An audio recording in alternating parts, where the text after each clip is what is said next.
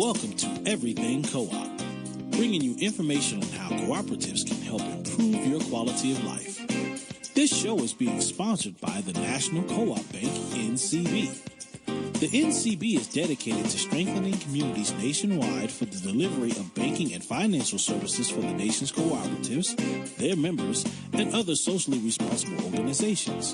For more information on the power of community ownership, visit ncb.coop. That's ncb.coop. Now stay tuned for your host, Vernon Oakes. Welcome, everybody. This is Vernon Oakes. The program is Everything Cooperative. We're celebrating Black History Month. Doing a little bit differently today. We've talked about sort of what's happened in the past and how we're standing today on the shoulders of people that have lived and marched and died for us. And we're looking more toward now, what can we do today? We normally look at, in the last 5 years, we have looked at the relationship between co-ops and our Black history, mainly focusing on the book that Jessica Gordon-Nimhard wrote, Collective Carriage, and talking with David Thompson, which we have talked to him last week about the civil rights movement, particularly the 1963 March on Washington, and the important role that co-ops, housing co-ops particularly, played in that march, and cooperators working together, knowing how to function together, knowing how to get things done, which are some of the things that one learns in a co-op, is how to organize, how to make decisions together, and when there's conflict, how to manage that conflict so that things can still get accomplished. This is history, so we look at the past to give us an idea of what's going on today with a sort of direction to what happens in the future. So we wanted to take today and look at some of the things that are happening in today that will affect the future for America, and particularly Black Americans, coming off a strong foundation of people that have really worked and died so that we could have a better today, and looking for what we now can do so that folks in the future, those young people that are already here and those people yet to be born, will have a better future because of the work that we do today. Now we're going to talk to Deb Trocha about the Up and Coming Conference. Deb, how are you doing? I'm good, Vernon. How are you? Great. And you're the Executive Director of Indiana Cooperative Development Center. Yes. Mm-hmm. And I'm going to see you next in 2 weeks from today. Yes, I'm very excited. Fantastic. And it's your Up and Coming Conference. What is your Up and Coming Conference? What's that? Well, it's a conference that specifically was created to help groups who are starting food co-ops. It originally started as a small regional conference, and it's now grown to an a national conference. Not yet, but okay. Not yet. Okay. A national conference. People come from all over the country, from Alaska to the south to the east and the west, California, the East Coast. So it's all about making sure that people who are organizing in their local communities to provide access to good, healthy, local, organic, in some cases, food, have the tools they needed. The energy and the enthusiasm is palpable. People are really excited about what they're doing in their local communities, and it's kind of maybe this might not be the right way to describe it, but when you're starting a food co-op, it can be a really lonely business. I mean, you're working with a lot of people, but it's really cool to have all of those people in the same room talking about, what are their shared obstacles, what kind of successes are they having, what can they learn from each other. Are these food co-ops that are already in existence, or are they food co-ops where people are starting them? Predominantly starting them. So most of our attendees will be in the process of starting. We'll have a few who have already put doors on the store, as we call it, But for the most part, it's people who are in that startup phase. Some of them might be on the verge of opening, but predominantly it's going to be those who are in the process of getting their store opened. Doors on the store, so that's they got a building with some locks and with doors. Doors on it, yes. Okay. I didn't coin that phrase. Someone else did. I'm just using it. I got it. It's clear. Okay, but it's mostly startups, and I talked to some folks in the D.C. area that's starting. They went a couple years ago, and somebody I've interviewed on this program who's starting a food co-op, this group is starting a food co-op in Detroit. I see they're going to be there. We actually have people coming from 31 different states. 31 out of 50? Yes. Isn't that exciting? That's 60% of the states, 62. Yeah, it's really cool. And we actually do have a couple of people coming from D.C. this year. Well, one for sure, a startup group that's coming. Okay. And just one other quick kind of thing. This is our 10th year that we've been doing this. And we've seen just tremendous growth over that time. We've seen so many new projects starting up. I think if you talk to folks who are involved in this startup process all the time, like that's their major line of business, they'll tell you that we've got in the neighborhood of, 125, 130 projects in the pipeline who are in some phase of starting a food co-op. So that is incredibly exciting to cooperators, across the spectrum. There's about 125 to 130 startups in the U.S., food co-ops. That we know of. And there could be projects out there that we're not aware of. So that's exciting. Oh, that's very Especially exciting. That's in huge. this day and age when the market is so competitive. It's really exciting and invigorating to think that there are groups across the country who, maybe it's in an area where the big boxes have pulled out and there's a food desert. They're not waiting for someone to come in and fix the problem for them. They are doing it themselves. Self-help. So it's that, bootstrapping, helping yourself as opposed to waiting for someone to do it for you. That's one of the values of cooperative, self-help, which I like. Absolutely. Yep. I think the first time I ever dealt with this, I might have been 12 or 13, and we were boys walking over hills going to a basketball court that might have been 2 miles away. I don't know, but we had to walk to it. And somebody said, when will they put a basketball court in our neighborhood? And I asked, who's they? I didn't have an answer at that time. Right. We did eventually build our own basketball court. It wasn't a 2-1 and it didn't, but we could do 3-on-3. We eventually got together and built our own when I was in high school. So they is us. That's right. And it's much more, you appreciate it so much more, I think, when you have had a hand in helping to bring that about. Yes. To create that, whatever kind of co-op it is, food co-op or otherwise, but, you have been instrumental in helping to organize and create and find the money and find the staff and, all those pieces coming together. People in the community can be really proud of that effort. Yes, and create a lot of self-worth. Yes. A lot of value in this.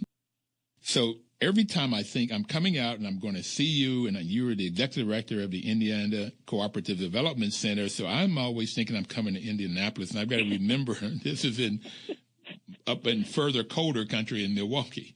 Correct. Why are you having it in Milwaukee? Well, we, for the first 7 years of our existence, we actually had the conference here in Indiana in Bloomington. And one of the key pieces to a successful conference for us is to have a local food co-op host. And Blooming Foods, their general manager and I were the creator of this conference. And over time, they have encountered some various issues that made it impossible for them to provide the support that they felt we needed. And then we also were kind of outgrowing the space in Bloomington. So as we were looking at a place to take the conference, I serve Indiana, and my board wanted to make sure we didn't go too far afield. So we were looking at trying to keep it in the central part of the country to make it easy for everyone to get to. And we needed a city with an airport and a really strong local food co-op as the host. And that's how we settled on Milwaukee. And Outpost Natural Foods, led by Pam Maynard, has just been absolutely stellar in their support of this conference. Just to give you an idea, this year there will be 41 staff and board members of Outpost who are going to volunteer at the conference. How many people do they have? That's a lot of people. That's a lot of people. I don't know. I probably should know that number. Several hundred employees and then a board. So their staff puts out the word, hey, we're doing the conference again. And what we ask them to do is help with registration, help in each of the classrooms. And so they volunteer. And this is the best list of volunteers that we've had. I mean, we've always had about 30-ish, but this year we've got 41. And it's just phenomenal that this is an existing food co-op, important enough to support startup food co-ops that they volunteer like this to come out and help us put on this conference. Well, they're really living the principles, the fifth principle is training, education, and information. So they're giving and helping to make sure that people know so that these 125 new co-ops can be successful. Absolutely. And then it's cooperation among cooperatives, which is the sixth principle. And that's always and that's one of the reasons I love co-ops, is you get folks inside the business, inside this co-op working together, these 200 employees board, and then they work outwards and help other people, other organizations, and then therefore their community survives and strives, and then these 125 other communities in 31 states, or how many ever of these new co-ops are going to be there. I'm preaching to you. I know you know all of this. Well, and you had mentioned with your previous interviewer, and then as you came onto the segment about this being Black History Month, and I did want to just, if you'll allow me, to put in a plug. Several years ago, we were very intentional in trying to encourage and welcome and invite people of color into the conference. Food co-ops tend to be, and I'm generalizing here, in suburban areas, predominantly white, organized, but we're seeing huge organizations. Can I stop you? Okay. I used to hear that co-ops are hippies. That was white hippies eating yogurt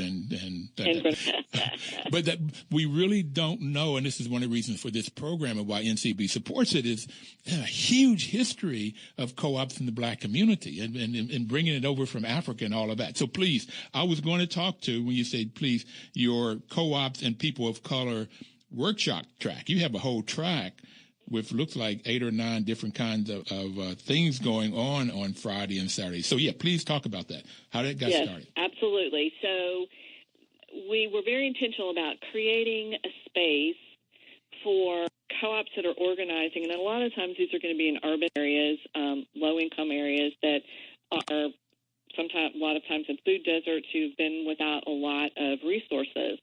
And the co-op model lends itself very well to any kind of community, but especially looking at urban low-income communities, the people who live there really can take a sense of pride in helping to create these grocery stores.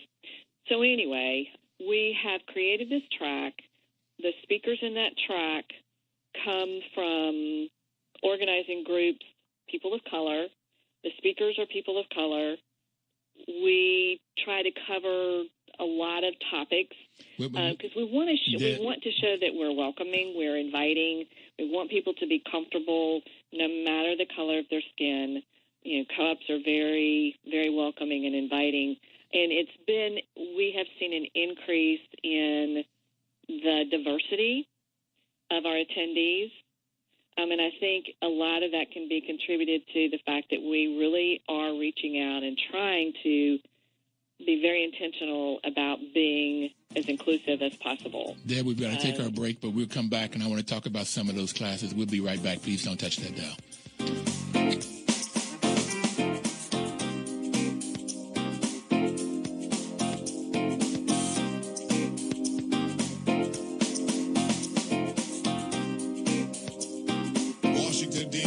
News Talk, 1450 AM WOF and 95.9 FM. Information is power. And that's why National Co-op Bank helps us sponsor this program to give you information about cooperatives. NCB's mission is to support and be an advocate for America's cooperatives and communities by providing innovative financial and related services. And right before we took break, Debbie Trocha was talking about one of the focus of their up-and-coming conference, which will start 2 weeks from today in Milwaukee, Cole. Okay, so let me stay positive here. Okay, so Debbie was talking about co-ops and people of color, that track. Can you tell us some of the classes that you're having there? I see Striving in a White Food Co-op World, Culture of the Co-op, Growing Co-ops, Striving, Anti-Racism Efforts at PFC. I don't know what PFC stands for. That's People's Food Co-op in Kalamazoo. So the general manager and a couple of staff members will be coming to talk about the efforts that they have undertaken at PFC in their community to ensure diversity and inclusion. The big theme across food co-ops to really try to be inclusive and as diverse as possible, making sure that they are, representing the communities in which they exist. And so Chris Dilley, the general manager, will be talking about their efforts and what's worked, things to be aware of. So that's that session. Then we've got, and I think you've had Malik Makini on your show before. He's going to be doing a case study talking about where they are in the process, what, what's gone well, bumps in the road. So these case studies that we do really are designed to help people understand and see the story of the evolution of the startup of the co-op, to see where there are some commonalities, where there are differences, what can they learn from that. We've had Malik at the conference for about 4 years now. So he's with the Detroit People's Food Co-op. Mm-hmm. Yes. Okay. And yes, he was on the show. And he was the first one that I interviewed. I interviewed him in Detroit. So the first time I used this equipment. And I went to they have a urban farm. I visited their farm, and then I went down and talked to him. And I went to the area where they had planned to put up the store, and it's in a blighted neighborhood, which in 1965, Deb, and I'm telling my age here, I worked at Ford in Dearborn for about 9 months. I was a freshman in college, and I only went one semester. I didn't have money.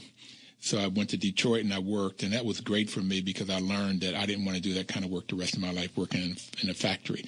But the area in 1965 where they're putting up this store, it was like, you'd almost like give a leg to live in some of those homes. They were so beautiful and stately and grand, and now a lot of them are just torn down. It's sad. And I would go there. My brother raised his family not too far from where the store is going to be.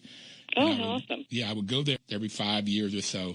But to watch it decay, and it's sad. So, yeah, I'm liking what he's doing. I like the conversation, and he's very, very smart. So. Yes. And then I don't know if you have had anyone from the Flint project on your show yet. We've got a couple of folks coming to talk about what's happening in the Flint community, and we know about what happened with the water supply and the water system. And this particular project has a church behind it who's really been instrumental in moving this project forward. So Pastor Reggie Flynn will be doing a session on how you get your community leaders aligned behind the vision that you have for your food co-op. And then another person out of that project is going to be talking about how you grow the co-op. How do you get people to commit to being member owners of the co-op. There's a lot of education that has to happen because a lot of people don't understand what a co-op is. And so how they are doing that in their community. Those are both new sessions for us. I'm really excited to have them on board. We're also doing a session on... Before you move on, Deb, if you would, Reginald Flynn has been on the program. Okay. And I tried to meet him when I was in Detroit. It didn't work. I was going to drive to Flint and meet him because I had tried before to get somebody from Flint to talk about that water issue. But he just turns out they have a daycare center, a school. They have a lot going on around their church, and some of it was going on before he came back. He grew up in Flint. So he has a tremendous sort of story, and he likes and totally embraces the co-op model, and he's looking to do other things besides the food co-op. So yeah, he should be great and expand beyond food co-ops. Yeah, wonderful guy. Right. When you look at his bio and look at all the things that the church is part of, it is astounding. Yes. Yes. Yeah. We also are doing a session that Stuart Reed, who I know you've had on your show from Food Co-op Initiative, is leading with lenders. Obviously, financing is a critical part of starting any business. So helping to introduce lenders and these startup groups, helping them understand, when you need to bring a lender into the project, the things, really making sure that you have your ducks in a row as you're starting to look at financing for your food co-op, since it's such a critical element of that whole process. And we are doing a new session this year. It's going to be on Thursday afternoon, so it's one of our pre-sessions, and it's called Implicit Bias Training. Implicit bias training. Yes. Implicit bias. Okay. We can recognize outright bias. That's pretty easy to recognize. But a lot of times, the things that you learned growing up, they color the way that you think. So you may internally have these biases that maybe you aren't aware of, and they color how you think, how you interact with people. So we've got a couple of very awesome women cooperators, Darnell Adams and Bonnie Hudspeth, will be leading that session on Thursday afternoon. I wish I could be in it myself, but unfortunately I won't have that opportunity. But really helping folks to work through that, to work through their internal biases that perhaps crop up, when you least expect it. I like what implicit bias. I've always called that systemic racism. It's within the system, and people don't know it. And there was a couple of female commentators that lit onto the male commentator. They were all Caucasian, all white, but the male Caucasian was talking about the senator who just came out and how tough she is and blah, blah, blah, and the people. And they lit on him of when a woman is tough, they call her the B word. Okay. And that's what they talked about Hillary. But a man is tough, then he's great. He's strategic. And they wrap it around the male being tough as positive and the female being tough as negative. And that was very, very interesting. And I don't think the guy got it.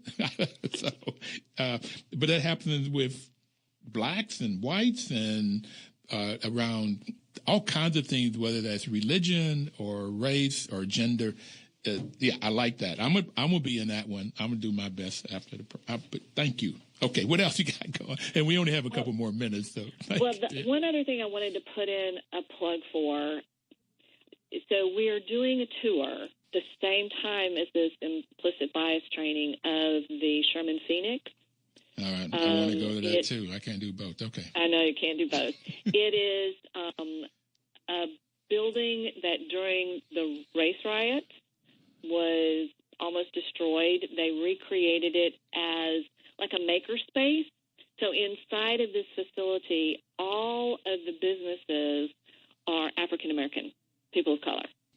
And think about a phoenix, rising from the ashes. So that's part of why they call it the Sherman Phoenix. I'm hoping I can get over there to that facility before the conference starts or when it ends, because I won't be able to take the tour either. But I'm very excited. Outpost helped put that together. So that's another one of those really wonderful things that we've offered. And Outpost is covering the cost of the tour bus, so it's free to anybody, our speakers or our attendees who want to participate in that. And one last plug, there's still time to register. I was going to ask you that. How do people get in contact? What did it do? Upandcoming.coop, so it's upandcoming, all one word, .coop. You can register from there. We've missed the early bird registration, so the cost for the 2-day conference is $275. Check, credit card, cash, we take it all. You can actually register the day of the conference if at the last minute something happens and you're able to come. So we welcome one and all. We'd love to have you there, and we are just really, really excited, Vernon, to have you at the conference this year. So we'll be live. We'll be taped live from the conference Thursday morning, 2 weeks from today, and I'm very, very excited about it. So that's upandcoming.coop. Please log in. Deb, thank you so very much for all that you're doing and having the insight for that track on co-ops. Thank you, Vernon. All right. We'll see you in 2 weeks. All right. Thanks again. Bye, everybody. Bye-bye. Please have a great, great, great week and live cooperatively. Washington, D.C.'s News Talk, 1450 AM